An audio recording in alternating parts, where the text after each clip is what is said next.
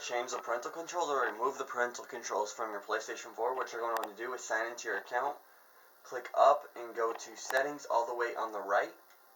Once you click settings, you're going to want to go all the way down to the 5th option, which is parental controls and family management.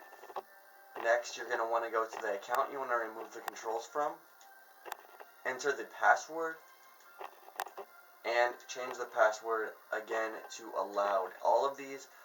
Change all of these options to allowed.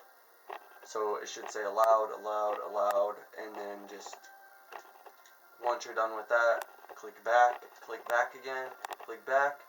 I suggest turning off your PlayStation 4 and then letting it restart, reboot, and then you should have your parental controls removed from your account. If you don't, try this method again, and if that doesn't work, leave a comment or a question in the comment section below, and I can help you remove them from your account.